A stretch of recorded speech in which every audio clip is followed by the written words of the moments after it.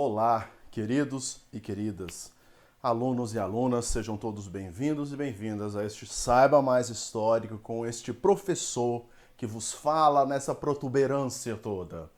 Hoje eu gostaria de trazer um assunto um tanto quanto e por vezes delicado, principalmente por aqueles que são contra. Hoje eu gostaria de falar um pouquinho com você sobre a política de reforma agrária. E o que é essa política de reforma agrária? É o conjunto de medidas conduzidas pelo poder público a fim de promover a distribuição de terras entre trabalhadores rurais, atendendo aos princípios da justiça social e aumento da produtividade, conforme disposto pela Lei de Terras, de número 4.504 de 64. Além de promover a cidadania, proporcionar a desconcentração e democratização da estrutura fundiária e gerar renda no campo, a reforma agrária também favorece a produção de alimentos básicos, o combate à fome e à pobreza, promoção da cidadania e da justiça social, a interiorização dos serviços públicos básicos, a redução de migração campo-cidade, a diversificação do comércio e dos serviços do meio rural.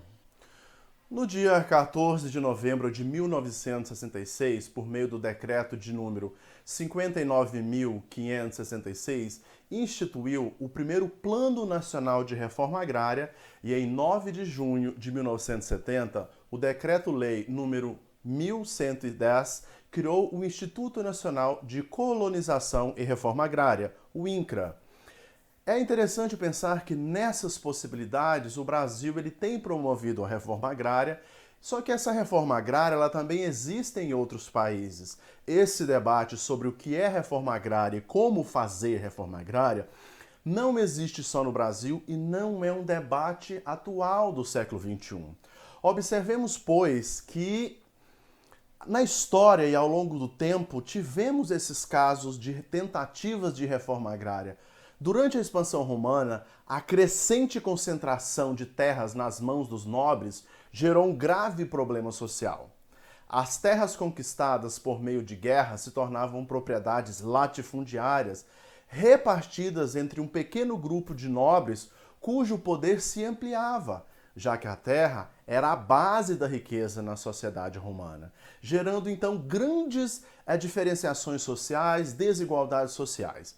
E na tentativa de reduzir essas desigualdades sociais geradas por essa concentração de terras, dois irmãos, chamados os irmãos Graco, nós temos o Tibério, que nasceu em 163 e morreu em 132 a.C., e o Caio Graco, que nasceu em 154 e morreu em 121 anos antes de Cristo. Eles lideraram iniciativas de reforma agrária com o apoio da plebe rural. Tibério Graco, como tribuno da plebe, conseguiu a aprovação de uma lei de reforma agrária que determinava a repartição de terras públicas em pequenos lotes a serem distribuídos aos cidadãos pobres. As ideias de Tibério desagradaram alguns nobres que acabaram assassinando em 132 a.C. Caio Graco, também ocupando o cargo de tribuno da plebe, ele alcançou grande popularidade entre os plebeus, minha língua começa a enrolar com plebeus, desculpa, e conseguiu implementar a reforma agrária em algumas regiões dominadas por Roma. Isso fez com que gerasse várias e várias reações, digamos assim, das pessoas mais abastadas em Roma, os grandes proprietários desses latifúndios, que em algumas medidas eram improdutivos, esses latifúndios. Isso gerou grandes revoltas também populares, porque eles pressionavam então Caio para que cedesse nessa perspectiva.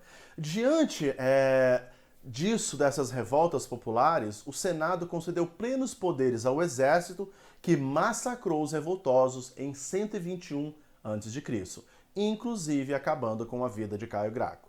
Depois disso, as leis que estabeleciam a reforma agrária foram abolidas pelo Senado.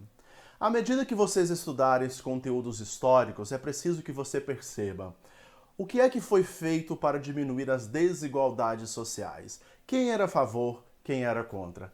Dessa forma, você vai conseguir pensar no seu semelhante, pensar também na reforma agrária nos dias de hoje. Agradeço por assistirem até aqui e até a próxima.